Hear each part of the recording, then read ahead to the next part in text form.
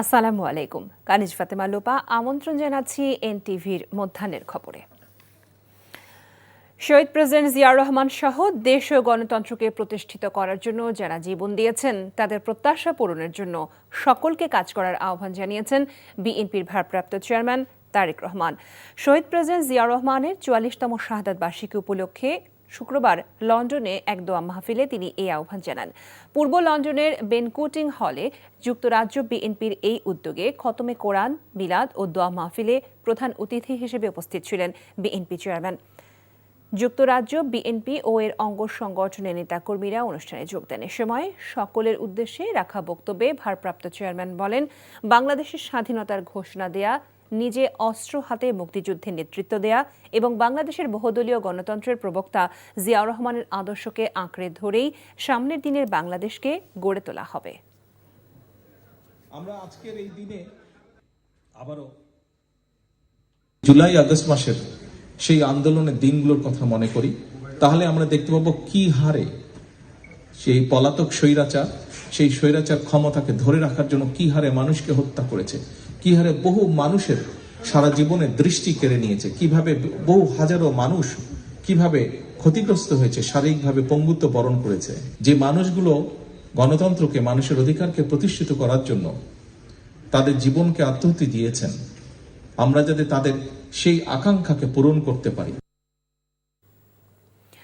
শহীদ president Ziaur রহমানের ৪৪তম শাহাদাত বার্ষিকী উপলক্ষে যুক্তরাষ্ট্র ও এর অঙ্গ সংগঠন সহ বিভিন্ন সামাজিক সাংস্কৃতিক সংগঠন নিউ ইয়র্কের বিভিন্ন স্থানে আলোচনা সভা ও দোয়া মাহফিলের আয়োজন করে। স্থানীয় সময় শুক্রবার বিকেলে নিউ ইয়র্কের জ্যাকসন হাইটসের বাংলাদেশি ব্যবসায়ীদের সামাজিক সংগঠন জ্যাকসন হাইটস এলাকাবাসী বরাবরের মতো এবারও শত শত মানুষের মাঝে খাবার ও জায়নামাজ বিতরণ করে। এ সময় সংগঠনের সদস্যরা ছাড়াও কেন্দ্রীয় ও স্থানীয় বিএনপি নেতাকর্মীরা উপস্থিত ছিলেন।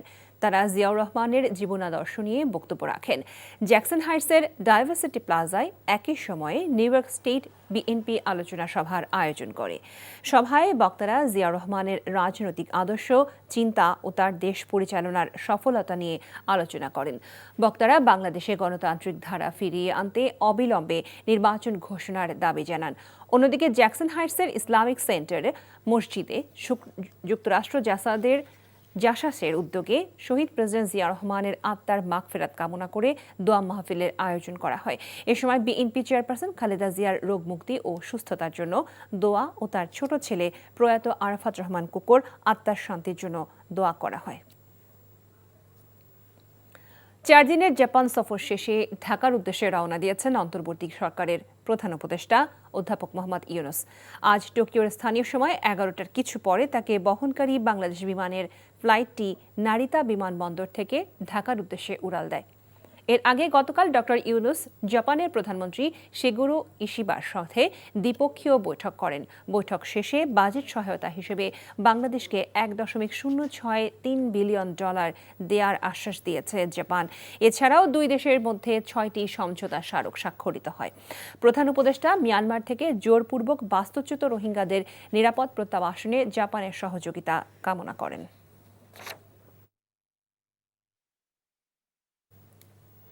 বিগত স্বৈরাচার আওয়ামী লীগ সরকারের আমল থেকেই দেশে উচ্চ মূল্যস্ফীতি বিরাজ করছে। তাই পণ্যের দাম সহনীয় মাত্রায় এনে মানুষকে স্বস্তি দেওয়াই হবে আসছে 2025-26 অর্থ বছরের সবচেয়ে বড় চ্যালেঞ্জ, এমনটাই মত বিশ্লেষকদের। এমন বাস্তবতায় বাজেট ঘিরে সরকারের ব্যয় সংকোচনমূলক নীতিকে ইতিবাচক জানিয়ে তারা বলছেন, খাদ্য মূল্যস্ফীতি লাগাম টানলে সাপ্লাই চেইন ডিজিটালাইজড করা সহ বাস্তবসম্মত কার্যকরী পদক্ষেপ নেওয়া জরুরি। আরাফাত ইসলামের রিপোর্ট। বাংলাদেশ পরিসংখ্যান ব্যুরোর হিসাবে 2023 সালের মার্চ থেকে দেশের সার্বিক মূল্যস্ফীতি 9% উপরে রয়েছে। তাই আসন্ন বাজেটে মূল্যস্ফীতি নিয়ন্ত্রণকে সর্বোচ্চ অগ্রাধিকার দেয়া হবে। আগামী অর্থবছরে মূল্যস্ফীতি 6.5% নামিয়ে আনার ঘোষণা বাজেটে থাকবে বলে জানা গেছে। আগামী বাজেটে শুল্ক করে বড় ধরনের পরিবর্তন আনতে যাচ্ছে জাতীয় রাজস্ব বোর্ড এনবিআর। আমদানি শুল্ক স্তরে যেমন পুনর্বিন্যাস করা হচ্ছে, তেমনি সম্পূরক শুল্কেও পরিবর্তন আসছে। এতে অনেক পণ্যে নতুন করে শুল্ক বসতে পারে, আবার কিছু পণ্যে শুল্ক কমানো হতে পারে। তবে প্রান্তিক জনগোষ্ঠীর মানুষদের চাওয়া স্বস্তির বাজেট। ধানের দামটা বেশি হয়, যদি আর জিনিসের দামটা কম হয় তাহলে তো আমরা বাঁচতে পারাম। আমরা বাজেট তো বুঝি না, আমরা হচ্ছে সাধারণ জনগণ। আমরা বুঝি দ্রব্যমূল্যের দাম যেন সহনশীলতার ভিতরে থাকে, আমাদের নিম্ন মধ্যবিত্ত মানুষের ক্রয় ক্ষমতার ভিতরে থাকে, এটাই চাওয়া। ভোক্তা অধিকার সংশ্লিষ্টরা বলছেন, বিভিন্ন খাতে ভর্তুকি না বাড়িয়ে উল্টো সরকারের রাজস্ব বাড়ানোর লক্ষ্য ভোক্তাদের চাপে ফেলবে।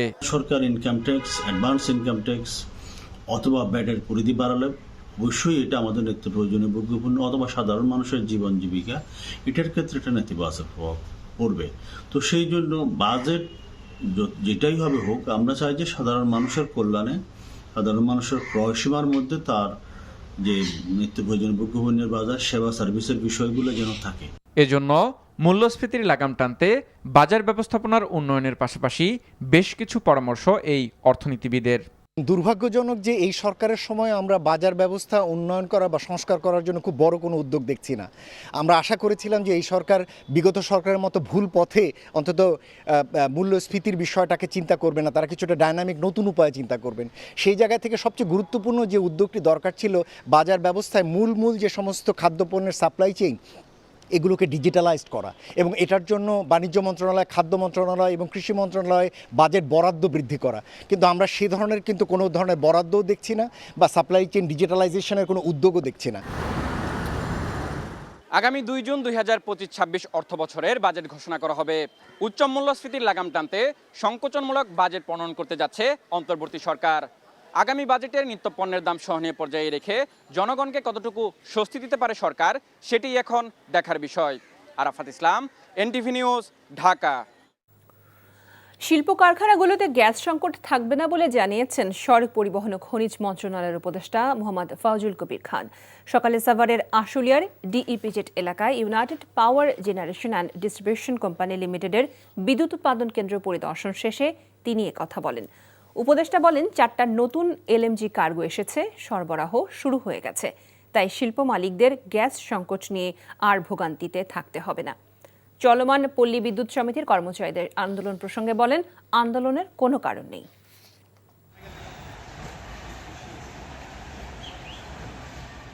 সমুদ্র উত্তাল থাকায় ওই যে গ্যাসটা নামানো সম্ভব হয় না। গ্যাসের জাহাজ থেকে তো ইয়েতে ওই যে আমাদের পাইপলাইনে পাঠাতে হবে, এটা আজকে থেকেই বাড়বে। অলরেডি 50 MMCFD বাড়ছে, আরও 100-150 MMCFD বাড়বে। কোরবানির ঈদকে সামনে রেখে এবার নগরীতে বসছে 21টি পশুর হাট। আদালতের নিষেধাজ্ঞা থাকায় বসছে না আফতাবনগর মেরাদিয়া পশুর হাট। তবে ঈদের 1 সপ্তাহ আগেও অনেক হাটের ইজারা চূড়ান্ত করতে পারেনি ঢাকা 2 সিটি কর্পোরেশন। এতে অনিশ্চয়তা তৈরি হয়েছে হাট পরিচালনা নিয়ে। দক্ষিণ সিটিতে চলমান আন্দোলনের কারণে 6টি ও উত্তরে মাত্র 2টি হাট চূড়ান্ত করেছে নগর প্রশাসন। এবার অসুস্থ পশু শনাক্তে উত্তরে থাকছে আলাদা বুথ। নাজিবুর রহমানের রিপোর্ট। ঈদুল আজহাকে কেন্দ্র করে প্রতিবছর ব্যস্ত সময় পার করে ঢাকার 2 নগর প্রশাসন। তবে দক্ষিণে চলমান আন্দোলনে বন্ধ প্রশাসনিক সব কার্যক্রম। গত বছর দক্ষিণ ঢাকায় 12টি পশুর হাট বসলেও এবার মাত্র 6টি হাটের প্রক্রিয়া সম্পন্ন করতে পেরেছে সংস্থাটি। শাহজাহানপুর, পোস্তগোলা, দনিয়া, রহমতগঞ্জ, হাজারীবাগ, আমুলিয়া সহ হাট হবে মোট 8টি। কাঙ্ক্ষিত দর না পাওয়ায় এখনও চূড়ান্ত হয়নি সাদেক হোসেন খোকা ও ব্রাদার্স ইউনিয়ন মাঠের হাট। আদালতের নির্দেশনায় বন্ধ 2টি হাট আর ইজারা না পাওয়ায় কদমতলীর হাটও বাতিল করেছে ডিএসসিসি। যদি অচল অবস্থা কেটে যায় তাহলে হয়তো আমরা দিনরাত পরিশ্রম করে এটা কভার করার চেষ্টা করব। এখন কখন এটা কাটবে তারও কোনো দেখতেছি না। আমরা যেমন আমি এখন সচিবালয় অফিস করি, এখানে আমার অফিসাররা মাঝে মধ্যে আসেন, তাদেরকে নিয়ে ওখানে আমি কিছু দিক নির্দেশনা দিই। হাটের ইজারা নিয়ে সমালোচনার এক পর্যায়ে দরপত্র প্রকাশে বাধ্য হয় ডিএনসিসি। কালক্ষেপণ করে ঈদের 15 দিন আগে ইজারা চেয়ে বিজ্ঞপ্তি দেয় সংস্থাটি। এবার গাবতলী ছাড়া উত্তরে 13টি অস্থায়ী পশুর হাট বসবে। আফতাবনগর না থাকায় নতুন করে যুক্ত করা হয়েছে মেরুলবাড্ডা এলাকার 2টি হাট। তবে তেজগাঁও ও 300 ফিট এলাকার হাট ছাড়া এখনও চূড়ান্ত করা হয়নি বাকিগুলোর। এ নিয়েও তৈরি হয়েছে অনিশ্চয়তা। বাকিগুলোতে টেন্ডারিং আজকে শেষ হবে, এর মাঝখানে 2-3টে আমরা দিয়ে দিয়েছি। আজকে সবগুলো টেন্ডার শেষ, আমরা তাদেরকে বলতে পারবো যে এই হাটগুলো আপনারা শুরু করতে পারেন কাজ। কোনো গরু রাস্তায় লোড আনলোড করতে পারবে না। পশু সম্পদ মন্ত্রণালয় থেকে মোবাইল কোর্ট থাকবে, তারা এই ভেজাল পশু এবং অসুস্থ পশুদের তাৎক্ষণিক চিকিৎসা এবং আইডেন্টিফাই করবেন। কার্যাদেশ পাওয়ার পর প্রস্তুতি সম্পন্ন হয়েছে বেশিরভাগ এলাকায়, তবে অনেক হাটের প্রস্তুতি শুরু হয়নি এখনও। এতে বিপাকে পড়তে পারে নগরবাসী। Najibur Rahman, NTV news, Dhaka. এই ছিল মধ্যাহ্নের খবরে। এই খবরের ভিডিও সহ আপডেট জানতে ভিজিট করুন এনটিভি অনলাইন www.ntvbd.com। এছাড়াও এনটিভির জনপ্রিয় সব অনুষ্ঠান ও খবরের আপডেট জানতে ভিজিট করুন আমাদের ইউটিউব ও ভেরিফাইড ফেসবুক পেজ। 2টায় দুপুরের খবর দেখার আমন্ত্রণ রইল। সবাইকে ধন্যবাদ।